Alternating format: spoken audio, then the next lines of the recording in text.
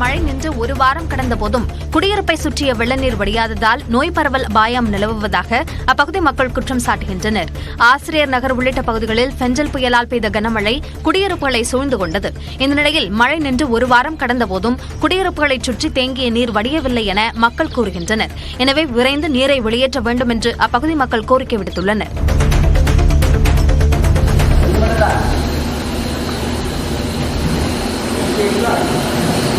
திருச்செந்தூர் சுப்பிரமணிய சுவாமி கோவில் யானை தெய்வானை இனி யாரையும் அடிக்க மாட்டியா என்று பாகன் கேட்ட கேள்விக்கு தலையசைத்து பதிலளித்த காட்சிதான் இது.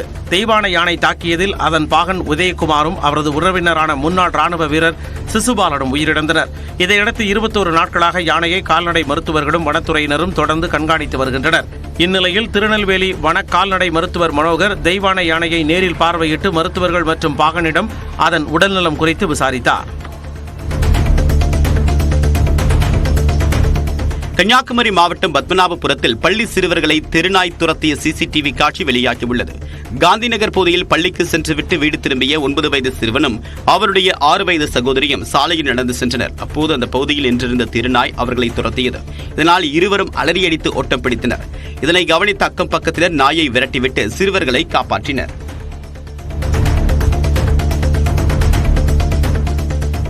நெல்லை மாவட்டம் வள்ளியூர் அருகே ராணுவ வீரரின் வீட்டு பூட்டை உடைத்து உரிமம் பெற்ற துப்பாக்கி மற்றும் 25 தோட்டாக்கள் திருடப்பட்டுள்ளன.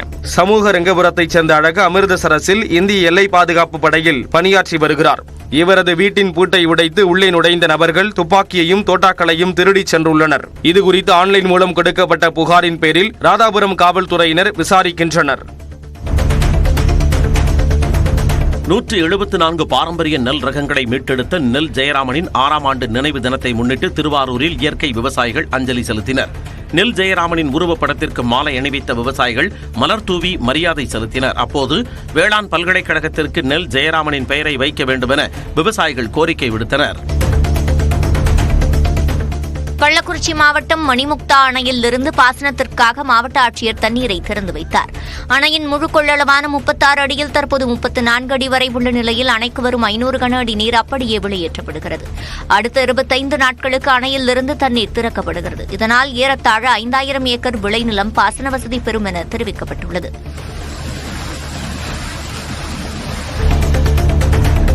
முல்லை பெரியார் அணையின் பராமரிப்பு பணிகளுக்காக தளவாட பொருட்கள் கொண்டு செல்லப்பட்ட வாகனங்களுக்கு கேரள வனத்துறை அனுமதி மறுத்ததை கண்டித்து விவசாயிகள் சாலை மறியலில் ஈடுபட்டனர்.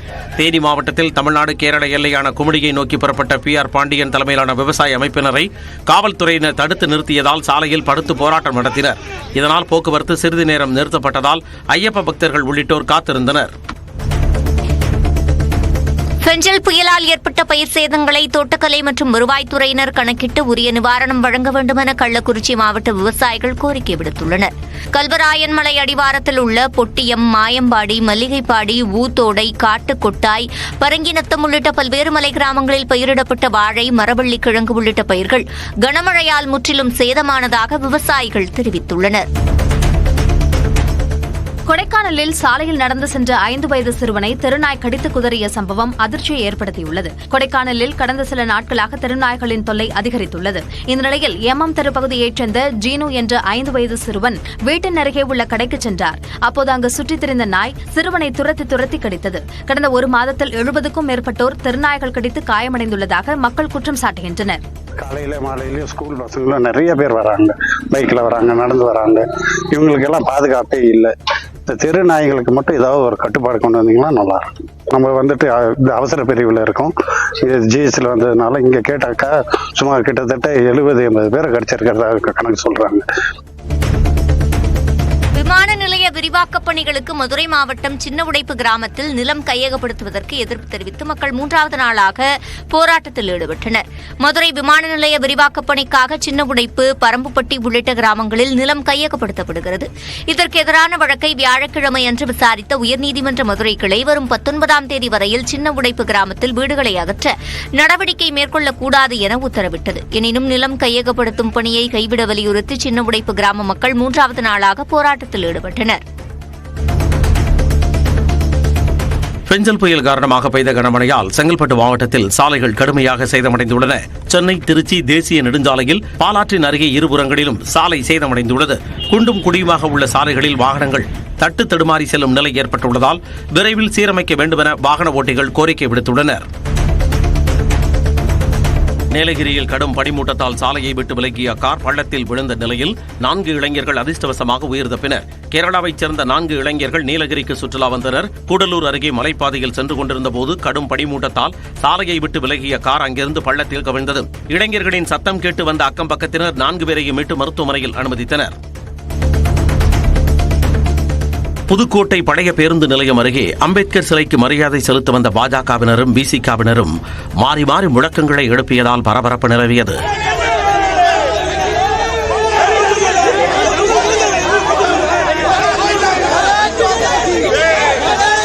அம்பேத்கரின் நினைவு தினத்தை முன்னிட்டு அவரது சிலைக்கு மரியாதை செலுத்தப்பட்டது. அப்போது மாலை அணிவிப்பது தொடர்பாக பாஜகவினர் விசிகவினரிடையே பிரச்சனை ஏற்பட்டது. இதனிடையே தாங்கள் மாலை அணிவித்த உடனே கீழே இறங்கச் சொன்ன காவல்துறையினர் பாஜகவினருக்கு கூடுதல் நேரம் ஒதுக்கியதாக கூறி விசிகவினர் வாக்குவாதத்தில் ஈடுபட்டனர். ராமேஸ்வரத்தில் தடை செய்யப்பட்ட சீன என்ஜின்கள் பொருத்தப்பட்டிருந்த 2 விசைப்படகுகளை மீன்வளத்துறை அதிகாரிகள் பறிமுதல் செய்தனர். ராமேஸ்வரம் மீன்பிடி துறைமுகத்தில் சுமார் 800க்கும் மேற்பட்ட விசைப்படகுகளில் 10,000க்கும் மேற்பட்ட மீனவர்கள் மீன்பிடி தொழில் செய்து வருகின்றனர். அதிக குதிரைத்திறன் கொண்ட சீன என்ஜின்கள் பொருத்தப்பட்டிருந்த 4 விசைப்படகுகளின் உரிமையாளர்களுக்கு மீன்வளத்துறை அதிகாரிகள் ஏற்கனவே நோட்டீஸ் வழங்கியிருந்தனர். அதன் பிறகும் 2 படகுகளில் அந்த என்ஜின்கள் பயன்படுத்தப்பட்டதால் அவற்றை பறிமுதல் செய்த அதிகாரிகள் வலைகள், மீன்பிடி சாதனங்களையும் கைப்பற்றினர். தருமபுரி மாவட்டம் அதியமான் கோட்டை ஏரியின் அருகே நகர்ப்புற வாழ்விட மேம்பாட்டு வாரியம் கட்டிவரும் அடுக்குமாடி குடியிருப்பை வெள்ளம் சூழ்ந்துள்ளதால் அதில் வீடு கேட்டு விண்ணப்பித்தவர்கள் கலக்கத்தில் உள்ளனர். அதிமுக ஆட்சியில் அதியமான் கோட்டை, மோதூர், முக்குலம் உள்ளிட்ட பகுதிகளில் 270 கோடி ரூபாய் மதிப்பில் அடுக்குமாடி குடியிருப்புகள் கட்டும் பணி தொடங்கியது. கடந்த வாரம் பெய்த மழையில் அடுக்குமாடி குடியிருப்பு, அதற்கு செல்லும் தார் சாலையில் வெள்ளம் தேங்கியுள்ளது.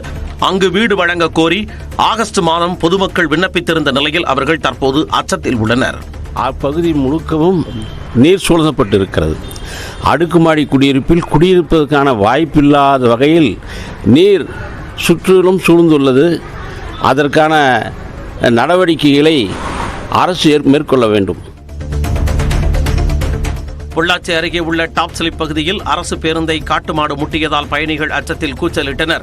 பொள்ளாச்சியில் இருந்து பரம்பிக்குளத்திற்கு கேரள மாநில அரசு பேருந்து ஒன்று சென்றது. அப்போது அங்கு காட்டு மாடுகள் கூட்டமாக நின்றிருந்தன. எனவே பேருந்து ஓட்டுநர் உடனடியாக பேருந்தை நிறுத்தினார். சிறிது நேரத்தில் காட்டு மாடுகள் சாலையை விட்டு நகர்ந்து சென்ற நிலையில் அதில் ஒரு மாடு மட்டும் திரும்பி வந்து பேருந்தை முட்டி தாக்கியது. இதனால் பயணிகள் அச்சமடைந்தனர்.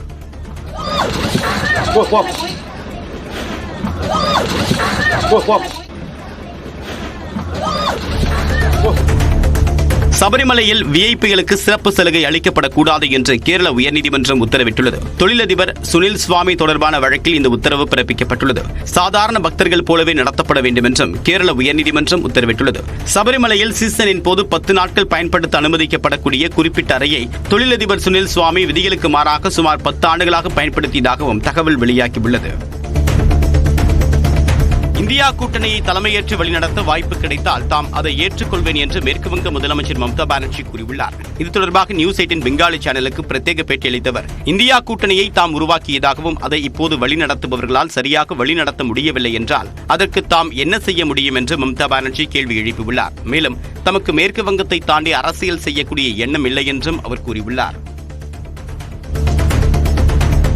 மத்திய பிரதேசில் தலைமை ஆசிரியர் திட்டியதால் ஆத்திரமடைந்த 12ஆம் வகுப்பு மாணவன் அவரை துப்பாக்கியால் சுட்டுக் கொலை செய்த சம்பவம் அதிர்ச்சியை ஏற்படுத்தியுள்ளது. பள்ளிக்கு வருகை தராத மாணவரை தலைமை ஆசிரியர் சக்சேனா கண்டித்துள்ளார். இதனால் ஆத்திரமடைந்த மாணவன் பள்ளியின் கழிவறை அருகே தலைமை ஆசிரியரை துப்பாக்கியால் சுட்டுக் கொலை செய்துள்ளார்.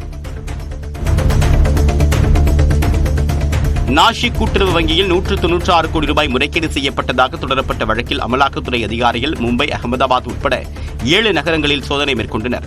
சோதனையின் போது ரொக்கமாக 13 கோடியே 50 லட்சம் ரூபாயை அமலாக்கத்துறை அதிகாரிகள் பறிமுதல் செய்தனர். இந்த வழக்கில் ஏற்கனவே 2 பேர் கைது செய்யப்பட்டிருப்பதும் குறிப்பிடத்தக்கது.